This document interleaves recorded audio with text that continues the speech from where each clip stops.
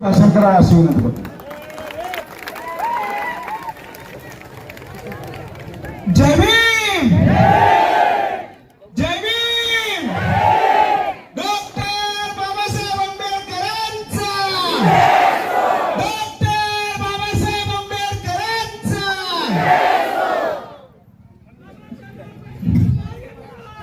तुम्हारे साथ है. आज इकडे आपण सर्वजण उपस्थित राहिलात त्याबद्दल तुमच्या सर्वांचे आभार मानतो. स्टेजवरच्या सर्वांचे आभार मानतो. तुम्ही हा खूप मोठा असा कार्यक्रम आयोजन केला आणि या सरकारला सांगतो की आम्ही तुफानातले दिवे आहोत. आम्ही तुफानातले दिवे आहोत. तुम्ही आमच्या नादी लागू नका. आमच्या बापाने आमच्यासाठी भरपूर काय करून गेलाय आणि जर त्याच्यासाठी रक्त जरी गमवायला लागलं तर आम्ही रक्त सुद्धा गमवू. आज या सरकारला धडाडी भरली असेल.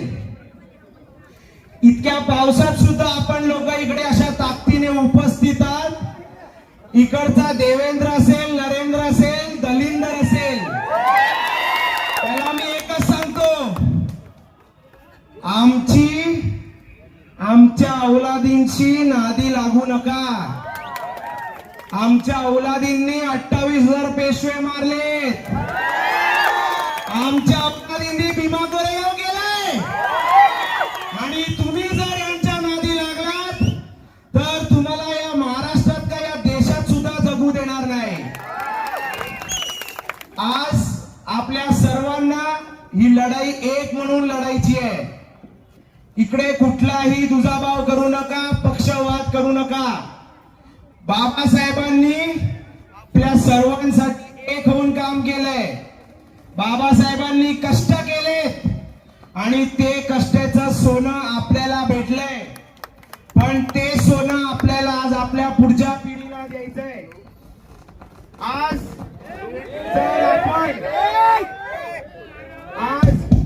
जर आपण एकसाथ नाही उरलो तर इकडचं सरकार हे आरक्षण आपल्याकडनं काढून घेईल. म्हणून मी तुम्हाला एकच सांगतो की आपण सर्वजण एकसाथ राहूया, शेवटच्या क्षणापर्यंत एकत्र राहूया आणि कुठल्याही पक्षाचा आणि कुठल्याही संघटनेचा माणूस असेल तर डॉक्टर बाबासाहेब आंबेडकरांसाठी एकसाथ लढूया. आणि जाता जाता एवढं सांगतो, ही तर फक्त सुरुवात आहे. आज गल्ली गल्ली ते दिल्ली दिल्ली फक्त एकच माणूस आहे. आज गल्ली ते दिल्ली एकच लढ आहे आणि तो नारा म्हणजे जय भीम. डॉक्टर बाबासाहेब आंबेडकरांचा, डॉक्टर बाबासाहेब आंबेडकरांचा. जय जय जय जय भीम.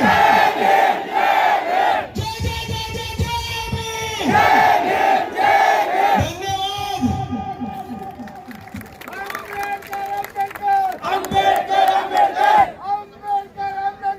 आंबेडकर आंबेडकर आंबेडकर आंबेडकर. सब माहौल खुश हो गया.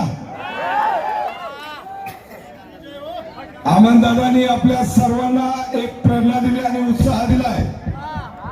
आता त्यापेक्षाही डॉक्टर बाबासाहेब आंबेडकरांचे नातू सरसेनानी आनंदराज आंबेडकर साहेब आपल्याला मार्गदर्शन करत आहेत.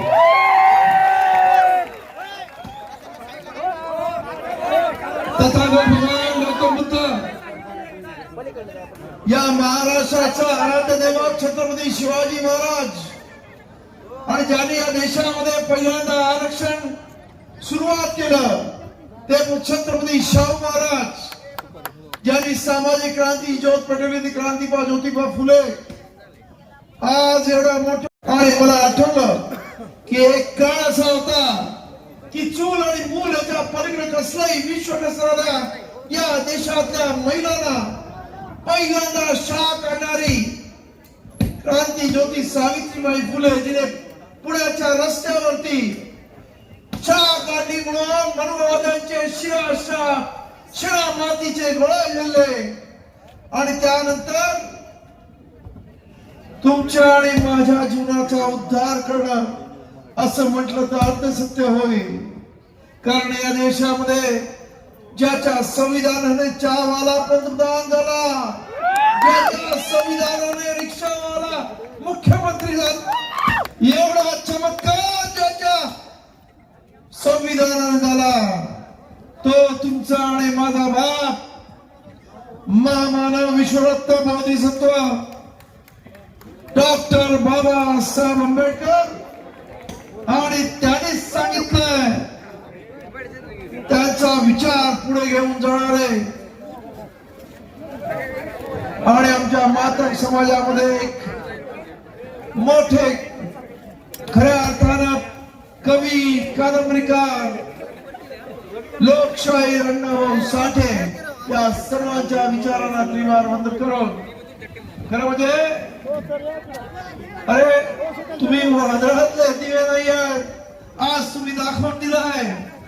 तुम्ही पावसाळ्यातले अंधारात घटणारी जनता नव्हे.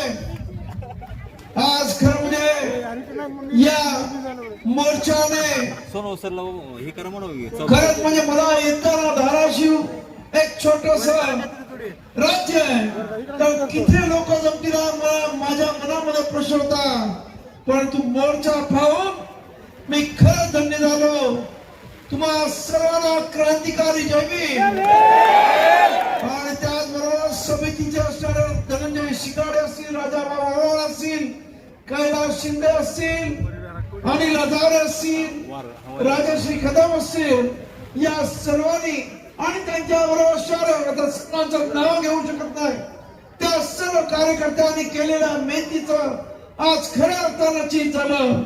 आणि एवढ्या मोठ्या संख्येनं आज या इथे बाबासाहेबांना मानणारा आंबेडकरी समाज रस्त्यावरती उतरला, पावसाची दमा न बाळगता उतरला. याच कारण असं की डॉक्टर बाबासाहेब आंबेडकरांनी अरे अत्यंत मेहनतीनं आज आपल्या रस्त्यावर उतरावं लागतंय. पण बाबासाहेबांनी विद्यार्थ्याच्या जोरावरती आणि मनुवाद्यांना कंबड्यातला द्यालो तुम्हाला आरक्षण दिलं.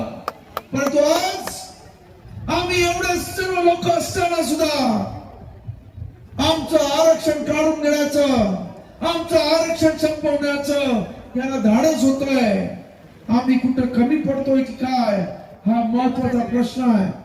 तेव्हा आपल्या सर्वांना माझी विनंती आहे, आज ज्या पद्धतीने तुम्ही ही तमाम जनता एकत्र आली आहे त्याच पद्धतीने पुढे सुद्धा आपल्याला एकत्र यायचं आहे.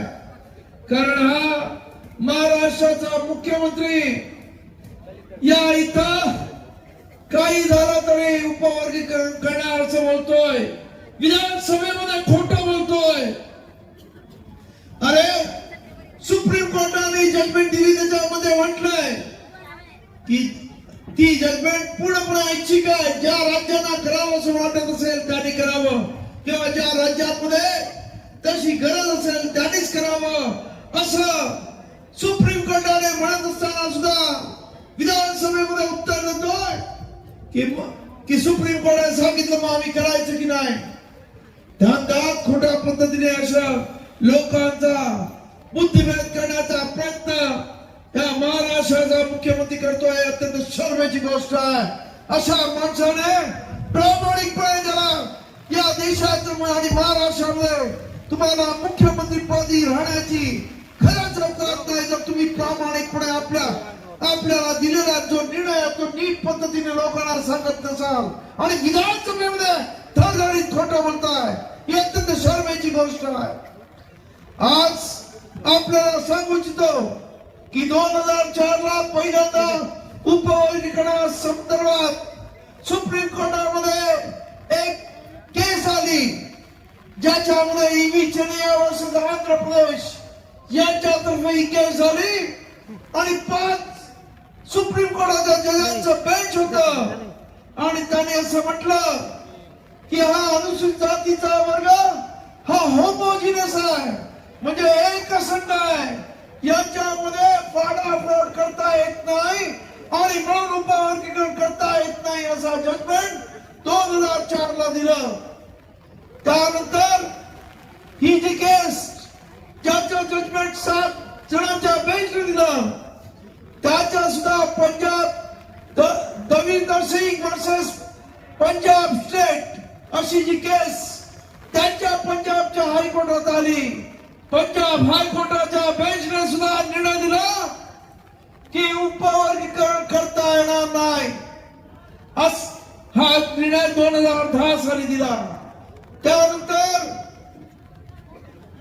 1 ऑगस्ट 2024 ला 7 जणांचं बेंच जे सुप्रीम कोर्टाचं होतं त्याने निर्णय दिला 6 वर्षाच म्हणजे एक महिला तिवारी नावाची होती, तिने याला विरोध केला. हे जजमेंट देताना त्या जजने की हे आपण करतो ते इलिगल करतो अशा पद्धतीने उपवर्गीकरण करता येणार नाही. परंतु आपण पाहतोय की या देशाच्या पंतप्रधानांनी कर्नाटकात जाऊन 2024च्या इलेक्शन मध्ये तिकडच्या नागा नावाच्या एका जमातीला आश्वासन दिलं होतं की मी तुमचं उपवर्गीकरण करून देतो आणि त्यानंतर सुप्रीम कोर्ट त्या पद्धतीचा निर्णय घेतं. अत्यंत शर्मेची गोष्ट आहे की या देशातलं सुप्रीम कोर्ट सुप्रीम असेल तर हे अत्यंत दुर्दैवी आहे. आणि माझं असं म्हणणं आहे की या देशामध्ये ना संसद ना सुप्रीम कोर्ट सुप्रीम आहे, या देशामधली जनता सुप्रीम आहे. आज जनतेने ठरवलेलं आहे आमच्या इथे असणाऱ्या 59 जातीमधल्या 58 जाती ठरवलेलं आहे की आम्हाला उपवर्गीकरण नको आहे आणि त्यामुळं आम्ही उपवर्गीकरण कधी मान्य करणार नाही. आणि मला सांगायचंय नरेंद्र मोदीला आणि या देवेंद्र फडणवीसला एवढं सुद्धा उपवर्गीकरणाची खाज आहे ना तर जे ओपन मधले आहे ना ओपन मधल्या सीट्स त्याच्यामध्ये पहिल्यांदा उपवर्गीकरण करून दाखव. मग या देशामध्ये मनुवाद्यांनी जातीवाद्यांनी किती जागा आमदारकीच्या खासदारकीच्या आणि त्याचबरोबर जजेसच्या किती जागा भरलेल्या आहेत. त्यामुळं करायची जिंमत असेल तर ओपन मध्ये सीट मध्ये उपवर्गीकरण करा आणि त्याच्यामध्ये जे ओपन मध्ये आहेत त्यांना याच पद्धतीनं जागा द्या. आमचं म्हणणं आहे की या इथं मनुवाद्याने सर्वात जास्त जागा खाल्ल्यात, मग त्याची जागा कमी करा आणि इतर ज्या मराठा रस्त्यावरती लढतो इतर समाज लढतात त्यांना तुमच्या मधल्या जागा द्या. हे होत नाही. परंतु आज आम्ही कुठेतरी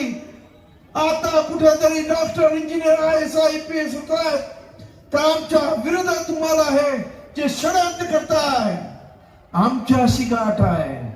लक्षात घ्या आंबेडकरी समाज अशी गाठ आहे.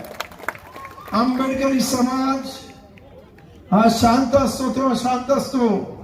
दुर्दैवानं इथं सर्वच विद्वान असतात त्यामुळे वेगवेगळे गट पण असतात, पण जेव्हा एकत्र येतो तेव्हा कोणाची महावेली नाही याच्या पुढे यायची. याचं उदाहरण देतो की तो याच्यासाठी तुम्हाला सांगतो की बाबासाहेब आंबेडकरांनी या देशाला राज्यघटना दिली. आज जग बाबासाहेबांना मानतं, पण या देशाच्या दलित असणाऱ्या या राज्यकर्त्यांनी बाबासाहेबांसारख्या थोर माणसांचं एक आंतरराष्ट्रीय स्मारक करायची पण सुबुद्धी या देशातल्या लोकांना नव्हती. आणि मग आम्ही ठरवलं मुंबईमध्ये रिपब्लिकन सेनेच्या वतीनं की ते सरकारची असणारी हिंदू मिल 12.5 एकर चैत्यभूमीच्या बाजूला आहे ती जागा ताब्यात घ्यायची आणि काय व्हायचं ते हो आणि त्याच्यावर बाबासाहेब स्मारक करायचं. आणि हे जेव्हा सरकारला त्यावेळेच्या काँग्रेस सरकारला कळलं तेव्हा अशी भिंत होती 6 फुटाची ती 9 फुटाची केली त्याच्यावरती काचेच्या तुटलेला म्हणजे बाटल्याचे तुकडे काचेचे लावले, गेटाला सुळे लावले आणि 12 फुटाचे गेट केले. चारी बाजूने जणू काय हिंदू मिल म्हणजे एक प्रकारचा जेल तयार केला आणि समोर दरवाजावर रॅपिड ऍक्शन फोर्स ठेवला. रस्त्यावरती असं एक जे आपण हिंदू मिलला गेला असाल तिथे एक सिग्नल आहे, तिथे SRP ठेवली आणि चैत्यभूमीच्या समोरच्या असणाऱ्या सिग्नल वरती पोलीस बंदोबस्त ठेवला. आणि मग आम्ही ऐलान केलं होतं की 6 डिसेंबर 2012 काही झालं तर हिंदू मिल घेणार. आणि आमचे कार्यकर्ते खरं म्हणजे मुंबई पोलीस 1 डिसेंबर पासून मला शोधत होते आणि मी काही सापडत नव्हतो. 6 डिसेंबर उजळलं. त्या काळामध्ये काँग्रेसचे पृथ्वीराज चव्हाण उर्फ बाबा मुख्यमंत्री होते आणि ते 6 डिसेंबरला बाबासाहेब आंबेडकर मुख्यमंत्री कुठचाही असो तो बाबासाहेबांना आदरांजली द्यायला चैत्यभूमीला येतो. पोलिसांना मुंबईचे वाटलं की मुख्यमंत्री आता चैत्यभूमीला येतील, हे काहीतरी गडबड करतील. प्रचंड बंदोबस्त चैत्यभूमीच्या परिसरामध्ये होता. मुख्यमंत्री आले, आदरांजली वाहिली. पत्रकारांनी त्यांना विचारलं की असं आंदोलन होणार आहे, तुम्ही काय करणार आहात?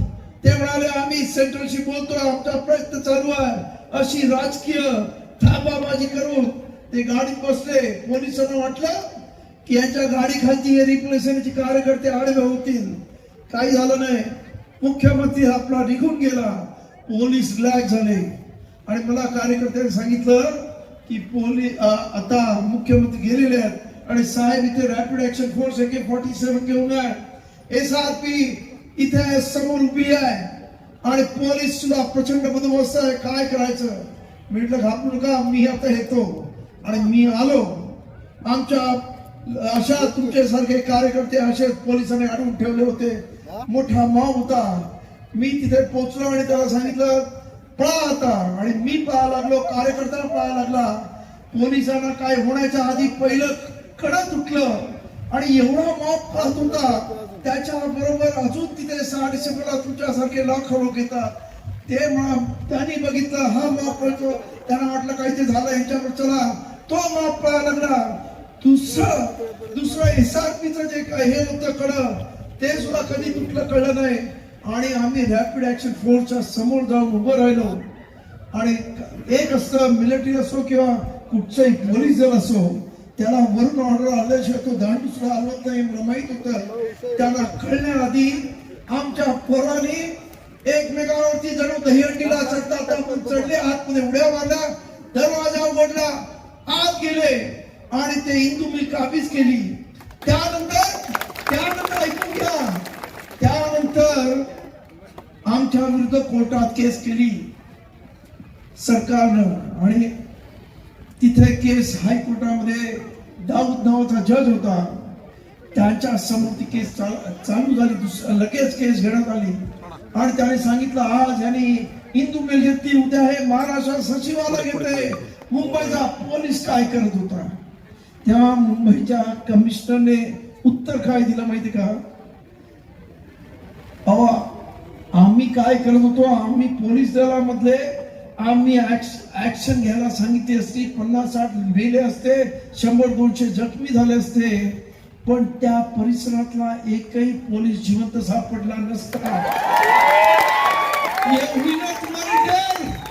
कैसी है हे म्हणतात तुमची हिंमत. त्यामुळं त्या देशामध्ये आमच्या बरोबर लागू नका.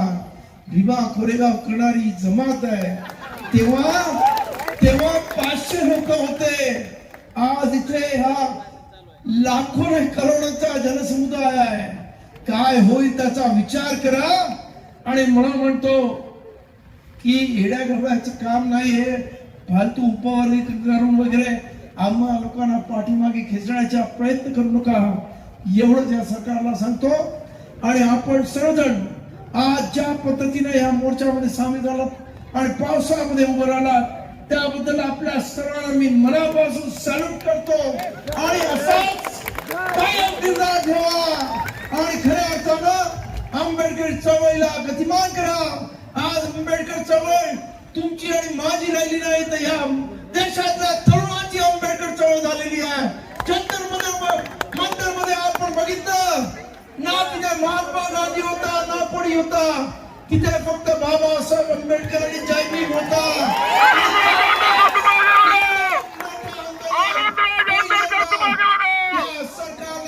राष्ट्राच्या सरकारला झुकावं लागलं.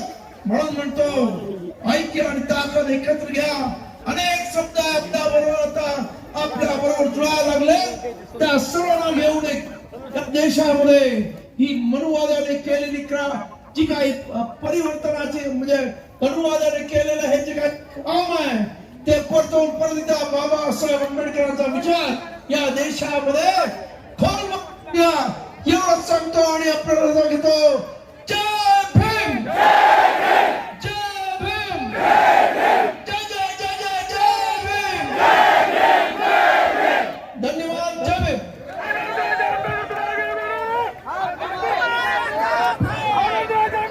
Hello.